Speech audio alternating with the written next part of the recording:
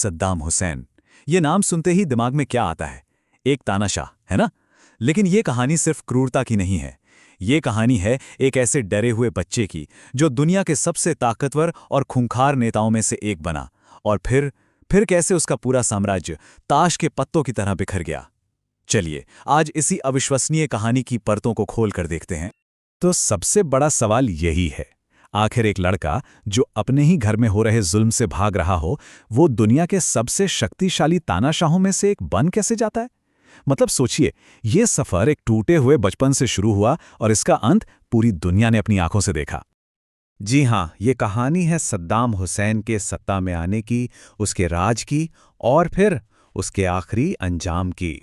तो चलिए कहानी की शुरुआत से शुरू करते हैं। देखिए, हर तानाशाह के पीछे एक कहानी होती है ना?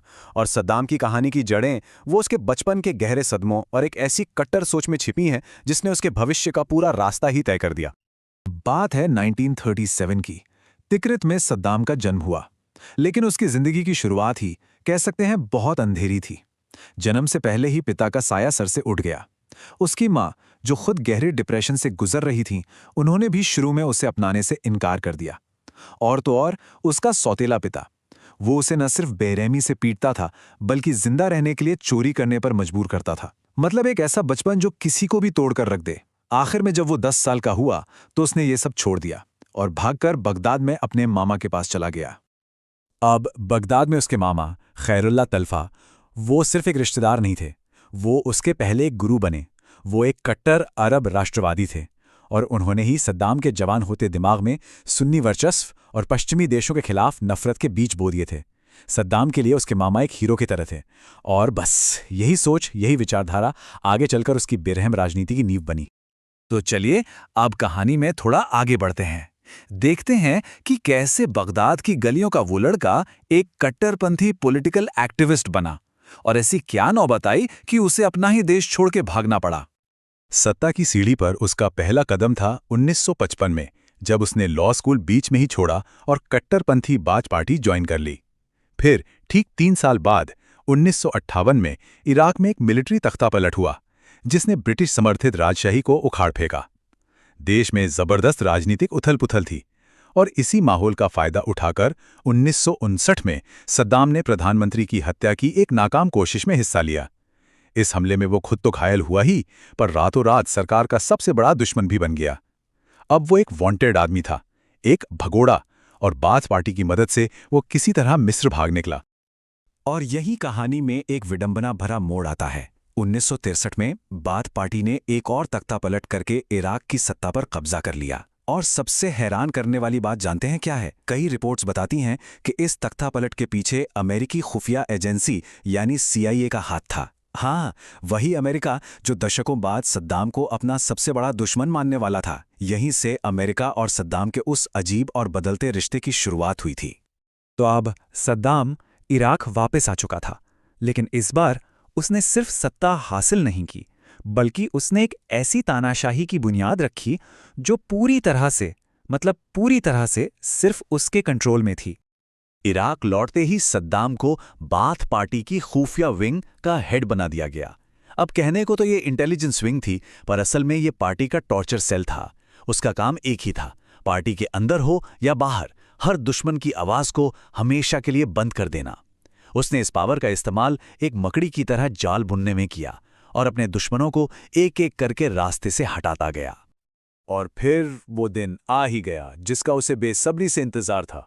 16 जुलाई 1979 सद्दाम ने उस वक्त के बूढ़े हो रहे राष्ट्रपति पर इस्तीफा देने के लिए दबाव डाला और खुद ऑफिशियली इराक का प्रेसिडेंट बन बैठा। अब सत्ता पूरी तरह से उसके हाथ में थी। राष्ट्रपति बनते ही सद्दाम ने दुनिया को दिखाया कि असली खौफ किसे कहते हैं। उसने बाथ पार्टी के 400 सबसे बड़े अधिकारियों की एक मीटिंग बुलाई। फिर स्टेज पर एक ऐसे ऑफिसर को लाया गया जिसे बुरी तरह टॉर्चर किया गया था ताकि वो एक झूठी साजिश कबूल कर ले। इसके बाद सद्दाम ने बड़े आराम से अपना सिगार सुलगाया और एक एक करके 68 और साजिशकर्ताओं के नाम पढ़ने लगा। सोचिए उस हॉल में बैठे लोगों पर क्या गुजर रही होगी।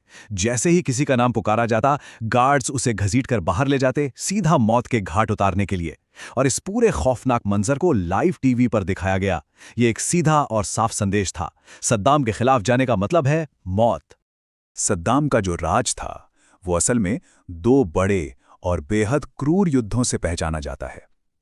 इन लड़ाइयों ने दुनिया के साथ उसके रिश्तों को हमेशा हमेशा के लिए बदल कर रख दिया। अमेरिका के साथ सद्दाम का रिश्ता कमाल का था, मतलब पूरा मौके का खेल।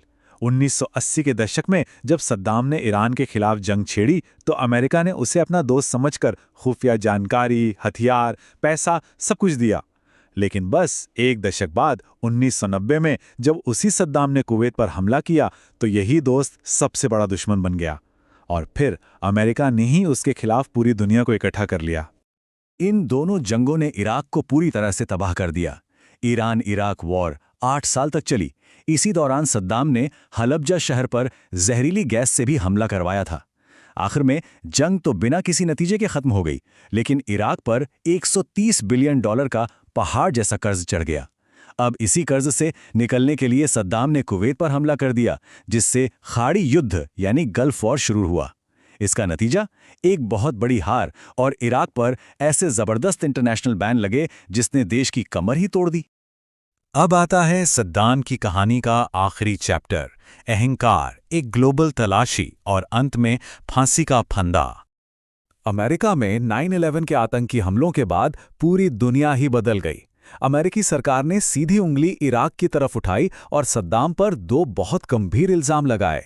पहला कि वो छिपकर वेपन्स ऑफ मास डिस्ट्रक्शन यानी WMD बना रहा है, और दूसरा कि उसके अल कायदा जैसे आतंकी गुटों से रिश्ते हैं।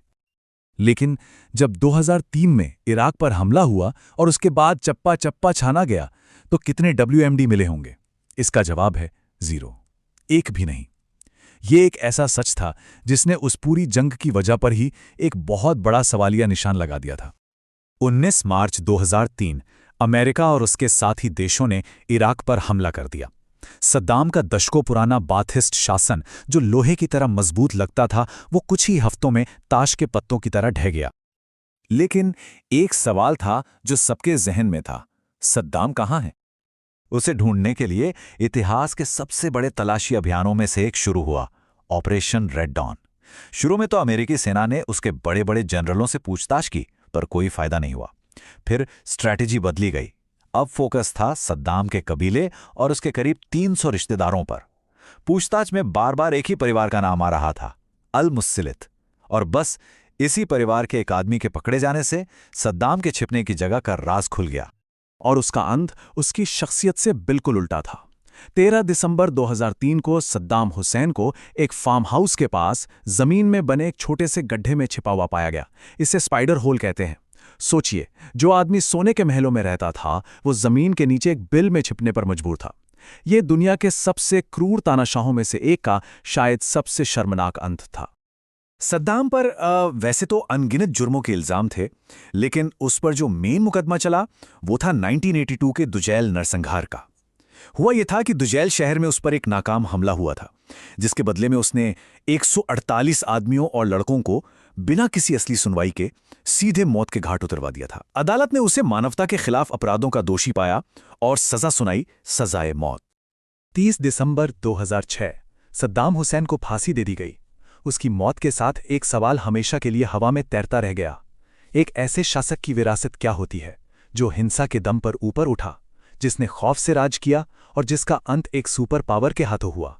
ये एक ऐसा सवाल है जिसका जवाब शायद इतिहास हमेशा ढूंढता रहेगा।